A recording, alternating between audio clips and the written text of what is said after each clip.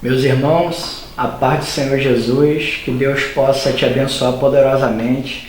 Eu não sei a data que você está assistindo esse vídeo, mas serve para toda a época do ano, né? Não só nesse período do carnaval. Esse vídeo está sendo lançado exatamente nessa época do carnaval, porque eu também gostaria de contar uma experiência, como foi o meu último carnaval. E ainda que você esteja assistindo esse vídeo fora dessa época do carnaval, que esse vídeo realmente sirva de lição. Primeiro porque tem isso todos os anos e não serve só para o período do carnaval, serve essa mensagem para todos os dias do ano também. E eu gostaria de ler um versículo, irmãos, para não ficar apenas nas minhas palavras, porque depois eu quero te dar um alerta e também falar como foi o meu último carnaval e a experiência que eu tive com Deus. Provérbios 14, versículo 12. Provérbios 14, versículo 12 diz assim: há um caminho que ao homem parece direito, mas o fim dele conduz à morte. Há um caminho que para o homem parece direito, parece bacana, bonitinho, dá pra gente aproveitar, dá pra gente curtir, vamos sair, nós somos jovens, né? Trabalhamos a semana toda, trabalhamos o ano todo, nós temos direito a curtir e a aproveitar a vida, mas a Bíblia fala que o fim dele conduz à morte. E como eu disse, esse vídeo eu estou lançando, colocando esse vídeo no período do carnaval, mas serve para o ano todo. Porque muitos jovens, irmãos, são ceifados, são mortos. Por quê? Muita noitada, mulherada, bebida, e pegam seus carros e saem dirigindo por aí bêbado, de uma forma irresponsável, assim como delinquentes, pessoas assim que a gente vê na reportagem, que com Porsche, com BMW, com carros assim de altíssimo nível. Meus irmãos, quem tem um Porsche, quem tem um BMW, quem tem uma Mercedes, um Audi, são pessoas do poder aquisitivo muito alto. São pessoas, irmãos, que muitas vezes, pior do que os filhos, são os pais. Porque o filho com 18 anos, com 19 anos, irmãos, ele não trabalhou ainda para conquistar aquele dinheiro. É claro que hoje em dia tem alguns influenciadores digitais aí, que com 18 anos, realmente o mérito foi dele, não foi nem dos pais, pelo contrário, eles vieram da pobreza. Mas isso aí é um caso isoladíssimo, isoladíssimo. Normalmente quem tem um Porsche, um garoto com 18 anos, com 20 anos, ele nunca nem trabalhou direito para conquistar aquilo ali. Muitos nem terminaram a faculdade, ainda nem concluíram a sua faculdade, mas já estão com Porsche. Eles trabalharam para construir aquele patrimônio para ter aquele carro? Não. Quem deu ou quem emprestou aquele carro? O pai. O pai muitas vezes também é responsável, porque nós conhecemos, ainda que seja um pouco, não muito, que a gente não conhece tudo do nosso filho, mas nós sabemos também se nós temos um filho responsável ou se a gente tem um delinquente dentro de casa. Isso a gente não é enganado, não. Pode ter muitas coisas pequenas que a gente realmente não sabe que os filhos enganam. Mas, para a gente saber se nós temos um filho que é cabeça, um filho que é responsável, um filho que vale a pena você emprestar porque é um garoto totalmente responsável, isso nós sabemos. E muitos pais sabem que aquele garoto é um delinquente, é um irresponsável. E muitas vezes emprestam, até dão um carro na mão daqueles garotos. E o que acontece? Muitas vezes matam pessoas inocentes que não tinham nada a ver com aquilo ali. E, claro, né, irmão? Muitos deles também, vão embora. São vidas ceifadas, né? Às vezes a gente se revolta quando a gente vê uma reportagem na televisão que parece que morre todo mundo, irmão, menos o cara que era o motorista que estava embriagado. E às vezes a gente fica revoltado com aquilo ali. Por quê? Porque a gente olha para aquele senso de justiça nosso. Porque se era para morrer, que fosse aquele cara que está bêbado, que dirigiu aquele carro em alta velocidade. Mas tem coisas que Deus faz que a gente realmente não entende. Mas, irmãos, quantos jovens têm a sua vida ceifada, a sua vida destruída, indo para lugares onde você acha que são lugares tranquilos, lugares ali que você só está curtindo a sua vida. Eu vou deixar um alerta aqui para os pais. Você que é pai, você que é mãe, que às vezes vai num bloquinho de carnaval, levar seu filho, sua filha, para curtir aquelas marchinhas ali, para curtir aquele sambinha ali, irmãos, não façam isso. Corre desses lugares, porque mesmo você sendo uma pessoa do bem, mesmo você sendo um trabalhador, uma pessoa honesta, você está destruindo a mentalidade do seu filho e da sua filha. E eles crescerão com aquilo ali como se fosse uma coisa normal, como se fosse só uma curtição, só uma alegria. Afinal de contas, ele não pode? Pode ter alegria, trabalhou a semana toda, está crescendo, precisa se divertir. Ué, então não pode se divertir? Como eu já disse no versículo, há caminhos que para o homem parecem direito. Parece, mas não é. E a Bíblia fala, mas o fim dele conduz à morte. Quantas pessoas, irmãos, nessa época do ano, eles querem extravasar como se não houvesse amanhã, querem beber todas, querem curtir o máximo que eles podem nesses 4 dias de folia, nesses 4 dias de carnaval, e querem fazer de tudo. E aonde a gente vê o índice de acidente aumentar cada vez mais, prostituição, coisas que denigrem a palavra do Senhor, músicas profanas através dessas músicas que eles curtem, demoníacas, e que as pessoas estão ali cantando e invocando aquele mal para eles próprios. Irmãos, eu vou contar aqui a experiência como foi o meu último carnaval, e que Deus tenha misericórdia também da sua vida. Eu vou contar uma experiência, algo que eu passei com o Senhor, para que seja edificante para a sua vida. E eu repito, irmãos, cuidado com esses lugares, foge, cai fora. Que Deus tenha misericórdia da sua vida e que guarde a sua vida para que você venha sair desses lugares de trevas, lugares escuros, lugares aonde não tem a presença do Senhor. Meus irmãos, o meu último carnaval foi em 1997. Eu tinha 21 anos quando eu viajei pela última vez para curtir esse tipo de carnaval no mundão. Eu fui para Cabo Frio. Nós alugamos uma casa, aquela casa onde fica 10, 12, 14 pessoas, várias pessoas ali.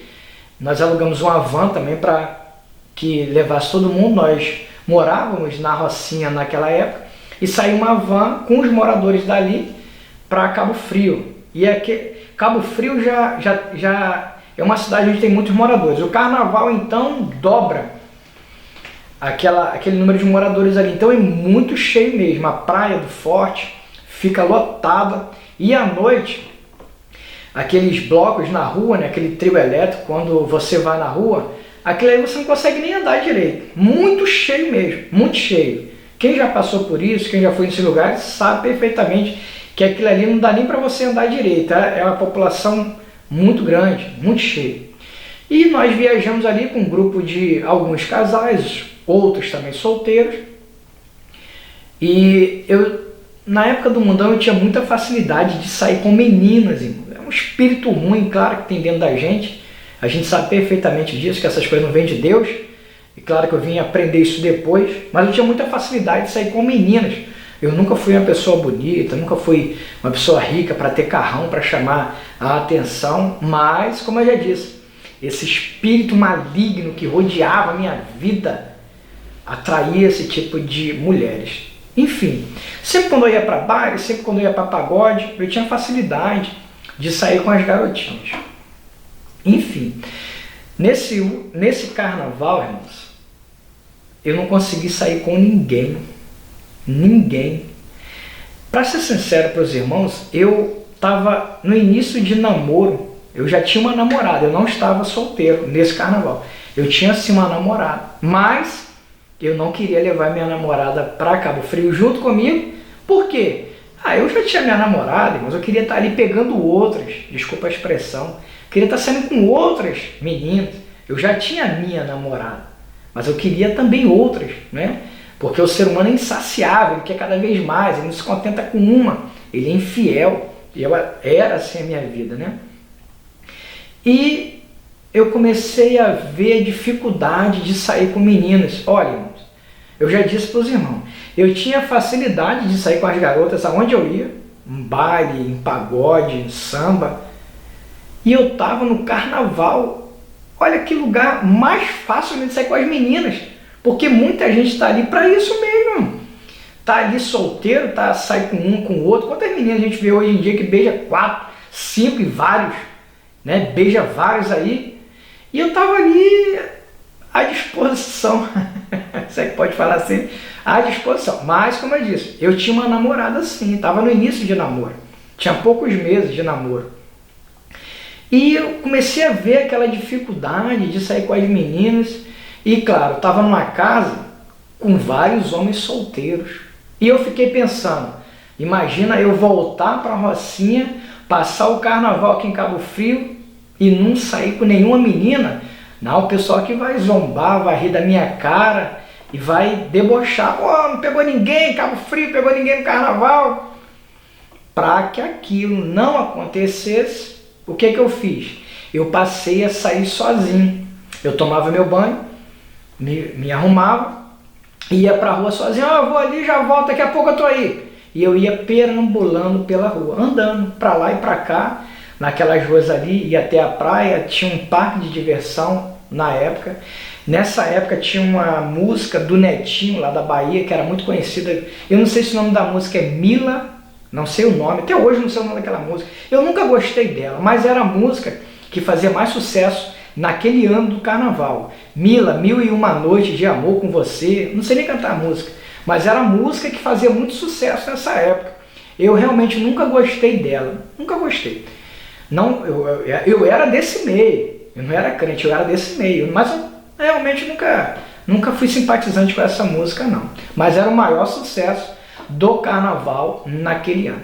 Meus irmãos, a experiência que eu tive com Deus, eu naquele momento ali, irmãos, eu sabia que eu já não pertencia mais àquele meio. Há um testemunho aqui no YouTube, se você quiser procurar depois, muito bacana, que eu recomendo você assistir, que é o testemunho do Paulinho de Jesus, ex-Paulette. Ele era homossexual e teve uma vida muito destruída, teve esse envolvimento com o homossexualismo ainda muito novo, com 3 anos e meio. Muito bacana esse testemunho. Se você quiser procurar depois aqui, é só você digitar ex-Paulette, Paulinho de Jesus, que você vai achar. Muito bacana esse testemunho. O que eu quero dizer com esse testemunho? Tem uma parte nesse testemunho que ele fala que quando ele recebe uma oportunidade na igreja, ele como mulher, ele ali como travesti, ele fala que quando ele levantou, ele se surpreendeu da irmã ter dado a oportunidade para ele. Que absurdo, como é que vai me dar uma oportunidade assim como travestido de mulher? Que a irmã falou, a palavra não está comigo. E ela passou a palavra para ele. E ele foi lá na frente, pegou o microfone. Meus irmãos, ele disse, Paulinho de Jesus falou, que naquele momento ali, ele sabia que ele não era mais a Paulette. Ele falou que sentiu como se descesse uma água suja do pecado, água suja, e ele ficou limpo. E ele falou que naquele momento, ele falou que ele já não se sentia mais a Paulette. Meus irmãos, eu passei por uma situação que eu senti mais ou menos isso. Eu sabia que ali, naquela multidão, no meio de milhares de pessoas ali, eu já não era mais daquele mundo. Eu já não estava mais com prazer. É óbvio que na época eu não entendia nada, não sabia nada das coisas de Deus, nada. Mas dentro do meu coração eu sabia que aquilo não era mais. E eu era apaixonado por aquilo todos os anos. Eu estava na região dos lagos, hoje eu estava na Marquês de Sapucaí, eu era apaixonado, gostava. Era a minha vida aquilo ali. Mas naquele momento eu sabia que não era mais o meu lugar. Eu já me considerava um peixe fora d'água. Não saí com ninguém, mas eu chegava em casa contando para meus amigos: tem que ver a morena que eu saí, saí com a moreninha agora. Isso é tudo mentira, vivendo de aparência, tudo mentira. Não saí com ninguém, porque Deus estava me tirando daquele meio. E algumas outras coisas aconteceram, né? Não vou contar o testemunho todo agora, mas quando eu entreguei a minha vida para Jesus, foi no início de janeiro de 98. E quando eu entreguei a minha vida para Jesus, eu mergulhei de cabeça. Não queria saber o que crente comia, como que crente se vestia ou deixava de se vestir, para onde que o crente poderia ir ou não. Eu mergulhei de cabeça, não quero saber mais de nada. E eu falava: Senhor, eu só não quero mais ser aquele Alex que eu era antes. E no mês seguinte, eu me converti em janeiro de 98, eu estava até de férias no meu trabalho. Quando eu voltei para o quartel, meus amigos ficaram doidos, falaram: Alex bateu com a cabeça, porque eles enlouqueceram, que eu voltei muito diferente. No mês seguinte, fevereiro, teve o período do carnaval, e eu tinha só um mês na igreja que eu estava frequentando, e me convidaram para o retiro. E realmente eu fui para o retiro, perdido, que eu não sabia de nada, perdido. E eu lembro que uma noite, naquele retiro, eu chorei muito, irmão, chorei de verdade, não é maneira de falar não, as lágrimas desciam aqui. E eu falava assim: Senhor, o Senhor sabe que eu não gosto dessas músicas, não gosto dessas músicas de crente, não gosto desses louvores. A música que eu gosto mesmo é o samba, é o pagode, é o funk, era isso que eu gostava. Mas eu falava assim: Senhor, mas me ajuda a gostar. Eu não quero mais estar naquele meio lá.